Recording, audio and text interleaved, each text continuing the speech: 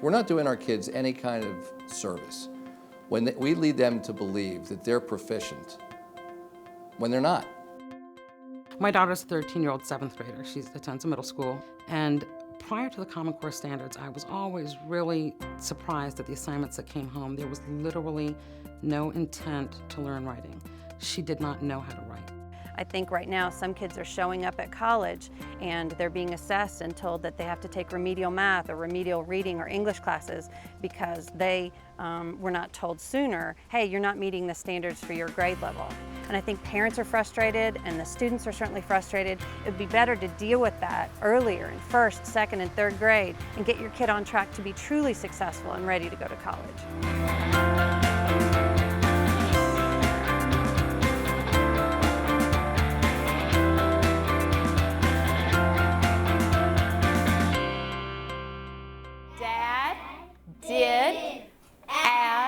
I'm a higher education instructor. I see it firsthand. I have students coming into my class that can't write, that they can't do the basic math. And you're spending thousands of dollars putting your kids through remedial courses when it's not necessary. Where are my quotation marks? One of the things that a recent Gallup poll told us was that there are 3 billion people looking for work in this world and only 1.2 billion jobs available. We have to make sure that our students are the best prepared in the world to attain those jobs. Furthermore, when we look forward, we look into the year 2018. 60% of all jobs will need post-secondary education. If we're not preparing our students to be successful if they choose to make that choice, we're doing them a disservice. This is an increasingly competitive global economy. We're not just competing with other states around the nation, we're competing with other places around the world. So it's important to be sure that the young people of America and those who are at mid-levels in their career have the skills and education necessary to compete. We have to ensure that through our educational system, through skills training, through continuing education. I believe that that's the only way we're going to succeed. I've often said that the performance of our students today will be a key factor in determining the competitiveness of our nation tomorrow. Common Core is a way to ensure students are prepared for post-high school. The most exciting thing about Common Core right now is the fact that we've finally gotten to a point where we have a set of standards that are competitive across the states.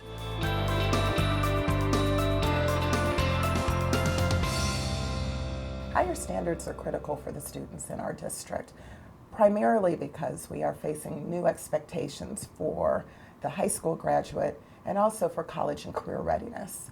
Our students will be competing with peers their age in a global society, and for global economics and success, we have to raise the bar for what our students are expected to learn and to be able to do.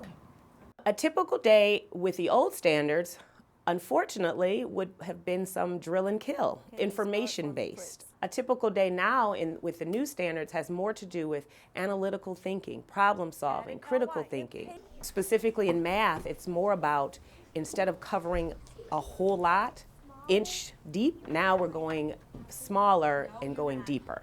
In ELA, another thing is reading more nonfiction, reading more, giving kids opportunity to read something, and then not only will they write evidence-based, but then also even articulate it out loud. So a lot more opportunity to access problem solving and critical thinking and analytical thinking as opposed to just sharing facts. That's a great word. And what do you mean by saying he's half-hearted? What evidence could you use to support that? When we talk about making sure that our kids graduate ready for college, ready for career, this can't just be rhetoric. It has to mean something. And the only way that it means something is if we define at the beginning what it means to be ready for college, what it means to be ready for career. That's one of the reasons that we've been so focused on implementing the Common Core standards here in Delaware and in many other states across the country. We know that our kids will rise to the expectations we set for them. We need to make sure we're expecting enough. The new standards are so important for students today because the standards that are taught in the classroom builds the foundation for what they're going to be ready for college and career and preparing them to be successful adults. My experience is that when you place high expectations on children, that especially for mine, that it forces them to be challenged to succeed and to extend themselves and to grow. I definitely want them to be able to function even beyond the primary school, the high school, so that they can be competitive even in college. And a lot of that is placing those high expectations on them. The standards are very rigorous, but they're also very step-by-step and intentional about building on skills that students have in place. And so as they build, they're continuing to understand what they need to learn to be ready for exiting school and going into college and career and starting their lives. Students are no longer going into jobs that require a routine process. They have to use their problem-solving skills, critical thinking skills, and higher expectations to be successful in the real world.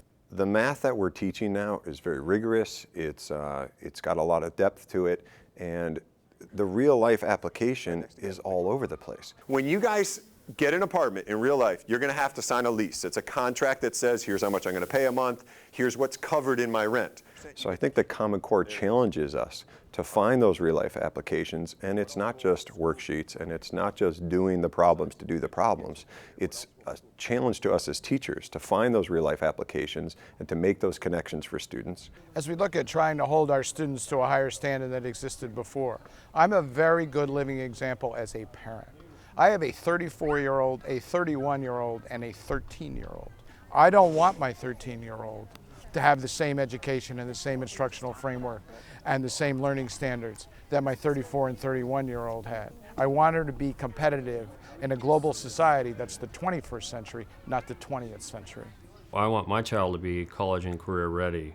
I have a child with special needs, and I have a vested interest in making sure my student has been able to achieve those standards that he has required, so he will be able to be college and career ready. Common Core is an exceptional framework for our kids to ensure that they not only can compete locally, but globally. The Common Core provides our children, no matter where they live, no matter what zip code, it provides them a fair chance to get a quality education. It enhances their critical thinking skills, their language skills, and this is very important in our 21st century economy.